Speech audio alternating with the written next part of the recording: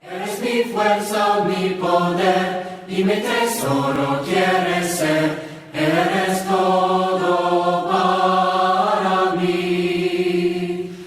Joya preciosa de mi hogar, nunca te quiero abandonar. Vive en mí, Señor. La mayoría de las iglesias llamadas evangélicas, todas reclamando ser la iglesia de Cristo o una parte de ella.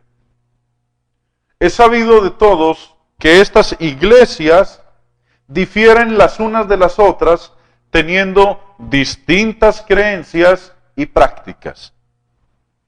Por eso la pregunta, ¿estableció Cristo todas estas iglesias? Si todas ellas son de Él, ¿por qué no están de acuerdo?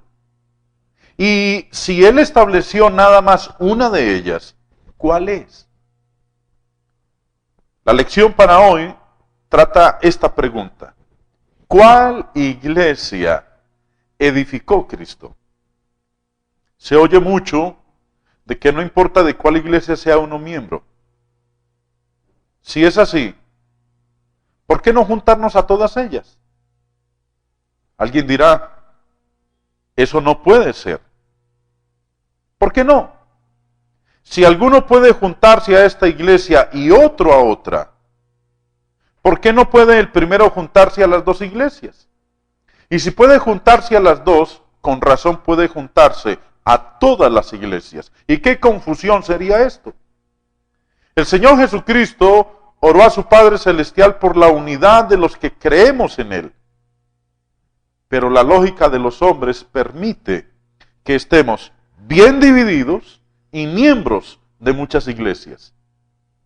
Otra cosa, si no importa a cuál iglesia nos juntemos, entonces estas iglesias no tienen ningún valor, son inútiles y de ningún provecho para el hombre. Hay salvación fuera de todas estas, ¿y para qué propagarlas? ¿Puede alguno enseñarnos por qué sería justo que 400 hombres predicaran y practicaran cosas distintas religiosamente, y al mismo tiempo sería para no más uno de estos enseñar y practicar todas estas cosas distintas?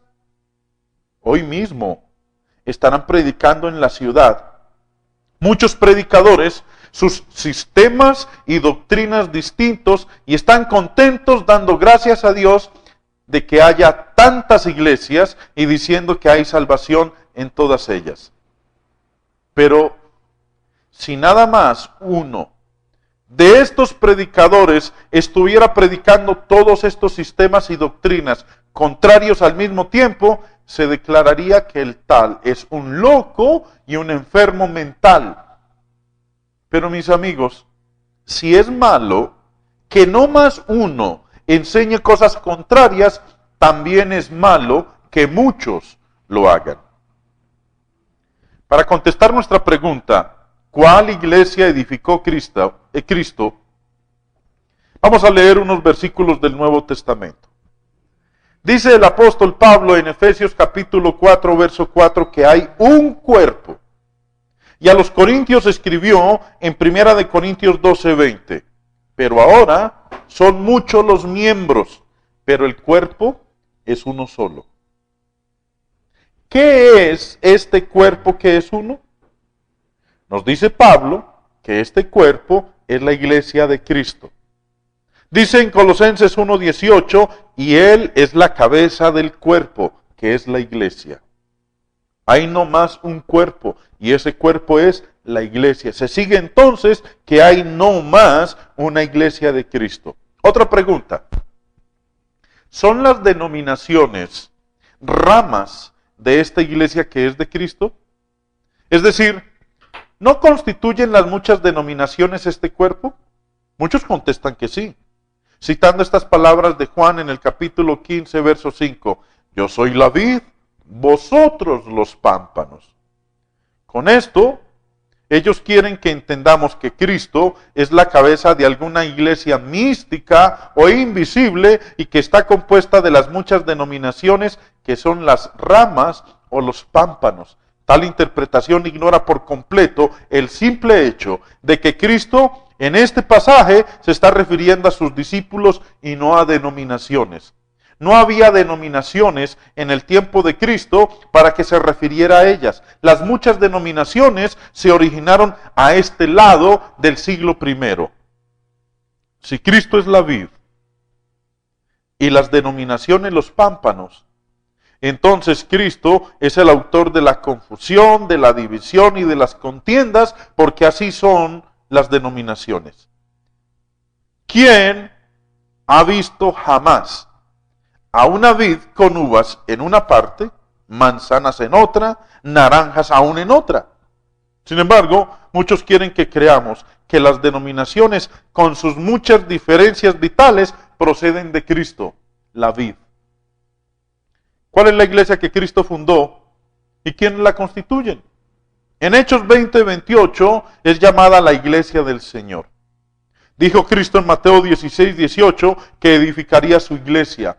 Pablo se refiere a las congregaciones de cristianos en las muchas partes del mundo como las iglesias de Cristo en Romanos 16:16. Y según 1 Corintios 1:1, Pablo dirigió esta carta a la iglesia de Dios. Puesto que la palabra iglesia significa los llamados, la iglesia de Cristo significa los salvos de Cristo.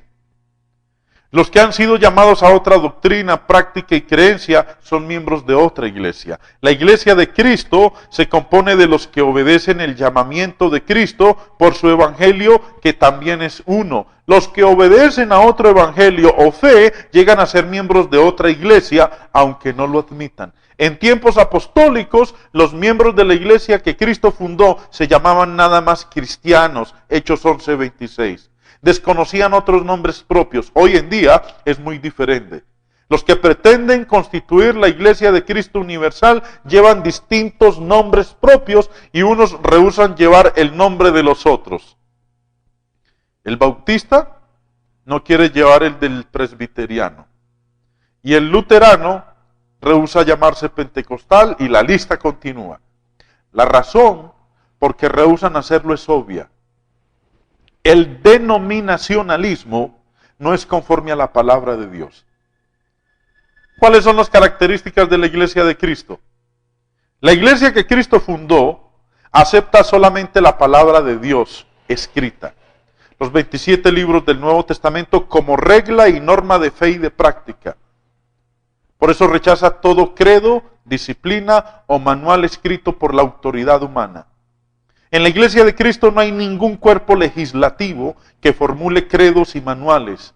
Nadie es señor de la fe de otros. Jesucristo es el único Señor y de Él solo tomamos sus órdenes los que componemos la iglesia de Cristo.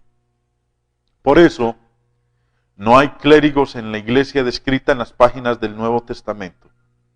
Otra característica de la iglesia que Cristo fundó es que predica solamente el evangelio sin añadirle o quitarle. Las iglesias protestantes reclaman predicar el evangelio, pero el llamado evangelio de ellas es un evangelio pervertido. En tiempos apostólicos iban los cristianos primitivos predicando el evangelio y los que oían, creían, se arrepentían de sus pecados y eran bautizados recibiendo el perdón de sus pecados. Y hoy en día es muy diferente. La mayoría de las iglesias llamadas evangélicas predican una salvación por la fe sola, afirmando que no hay nada que hacer para ser salvo, sino meramente creer. Y esto es una perversión del evangelio. Dice Santiago en el capítulo 2, verso 24, vosotros veis pues que el hombre es justificado por las obras y no solamente por la fe. La fe salvadora es una fe que obra, una fe que hace, una fe que obedece. La fe sola no salva.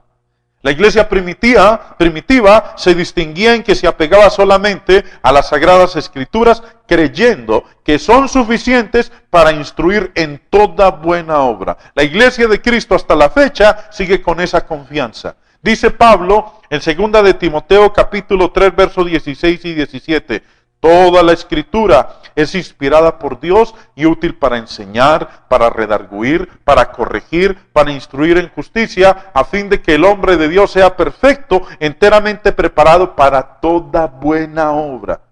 Por eso la Iglesia de Cristo no anda en muchas prácticas populares del denominacionalismo. Puede algunos enseñarlos el ejemplo de la Iglesia apostólica, llevando nombres humanos, haciendo credos y disciplinas aparte de las Escrituras, haciendo uso de bailes y de fiestas para reunir dinero, tocando instrumentos musicales como órganos y pianos, formando sociedades y practicando el bautismo de niños y usando la aspersión como forma de bautismo. El más docto en las Escrituras no puede hallar una sola de estas prácticas, pero ¿no tienen la mayoría de las iglesias modernas estas cosas? Sí, las tienen. Por eso no son la iglesia del Nuevo Testamento. En la iglesia del primer siglo, ningún predicador usaba el título de reverendo. Tampoco era llamado el pastor. Todo docto enseñado en las Escrituras sabe que las palabras anciano, pastor y obispo se refieren al mismo oficio, que es el oficio de los que gobiernan la congregación local y no a los predicadores. También saben estos doctos en las Escrituras que el término sacerdote se aplicaba a todo cristiano y no solamente a unos cuantos de algún supuesto clero. En tiempos apostólicos no había diferencia entre clero y seglares. Esos conceptos ni existían. Por eso, amigos, los invito a que consideren estas cosas y salgan del denominacionalismo. Solo quieres ser, eres todo para mí. Joya preciosa de mi hogar, nunca te quiero abandonar.